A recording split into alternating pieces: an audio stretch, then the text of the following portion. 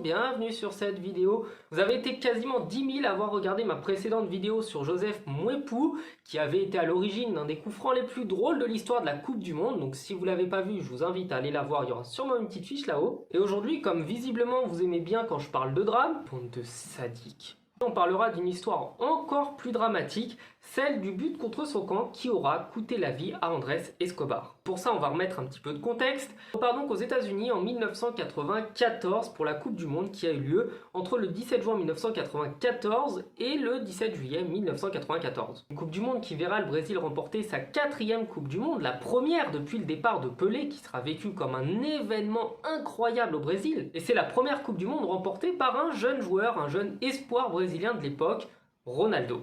Bref, en 1994, la Colombie a une très belle équipe et fait partie des potentiels vainqueurs de cette édition. Pour vous dire que la Colombie est quand même pleine d'espoir, c'est que Pelé, en personne, les placera parmi les favoris à la victoire. Autant vous le dire, même si remporter la Coupe du Monde serait quand même une petite surprise, passer la première phase de poule n'en est pas du tout une.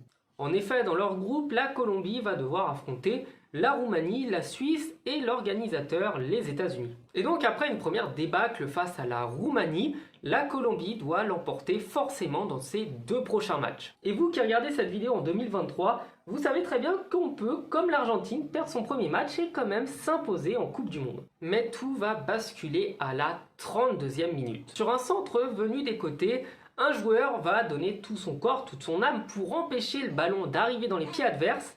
Et ce joueur, c'est Andrés Escobar. Il ne le sait pas encore, mais son temps est compté. Ce n'est pas le 2e but inscrit par Stewart qui va arranger les choses. Même si son coéquipier va réduire le score, la Colombie ne parviendra pas à revenir dans le match. La Colombie est donc, avec cette 2e défaite en 2 matchs, assurée quoi qu'il arrive de finir à la 4e place significative d'élimination. Et avant de vous expliquer ce qui lui est arrivé, on va faire un petit retour dans les années 70. Vous le savez sûrement, les films sur Medellín, la Colombie, le rap, etc.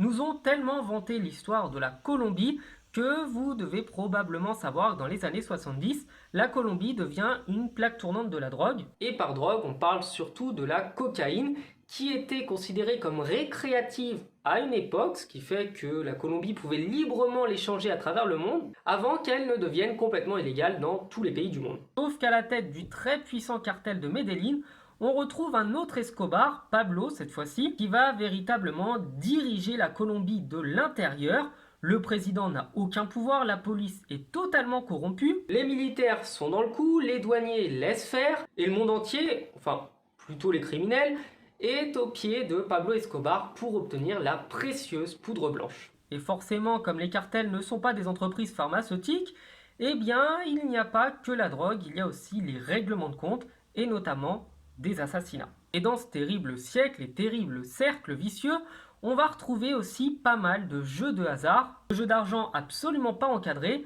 et forcément lorsqu'un résultat fait perdre beaucoup d'argent à des mafieux, à des criminels, on peut s'attendre au pire. Donc le 2 juillet de la même année, alors que la Coupe du Monde n'est pas encore terminée, soit à peine 10 jours après son but contre son camp, et alors qu'il décide de sortir dans un bar de sa ville natale, Medellín, la même ville que celle de Pablo Escobar, et alors qu'il est tranquillement en train de boire, il se fait importuner par 2 frères, Rodriguez, père et fils. Pedro David Galón, Juan Santiago Galón. Les deux, d'après les témoins, n'ont pas arrêté de venir le titiller, d'essayer de le provoquer, d'essayer de se moquer, et d'essayer concrètement de provoquer une bagarre. Évidemment, avec notre œil à nous, on comprend très facilement que le but était de légitimer ce qui allait se passer après. En effet, alors que Andrés Escobar ne demandait qu'un petit peu de respect et à pouvoir rentrer chez lui tranquillement, je suis pas venu ici pour souffrir, ok?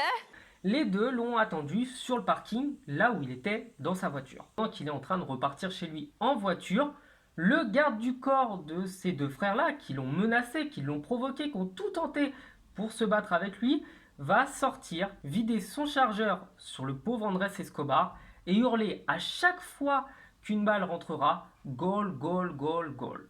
Bref, le garde du corps et meurtrier sera condamné à 43 années de prison. Et comme le système est un petit peu comme en France, il n'en fera réellement que 23. Parce qu'après tout, il faut bien leur laisser la chance à ces pauvres narcotrafiquants. Peut-être qu'ils ont retenu la leçon et que les pauvres ne comprenaient pas que c'était pas bien de faire ça. Et à la suite de ça, Même si l'enquête n'a pas réussi à prouver qu'il y avait des liens entre l'assassinat et les cartels colombiens, la plupart des joueurs de l'équipe de Colombie ont tout fait pour partir, pour s'extrader, pour demander l'asile et fuir le plus loin possible de leur pays d'origine. Et c'est d'ailleurs près de 120 000 personnes qui seront présentes le jour des funérailles du joueur pour lui rendre hommage et pour dire non à la violence. Évidemment, avant de conclure, je rappelle que la Colombie a énormément changé, le pays n'est plus aussi dangereux qu'avant, ça reste tout de même un pays où il y a toujours beaucoup de trafic, il faut rester vigilant et faire attention à éviter de se balader dans la forêt. Coucou Ingrid si tu nous regardes, hein.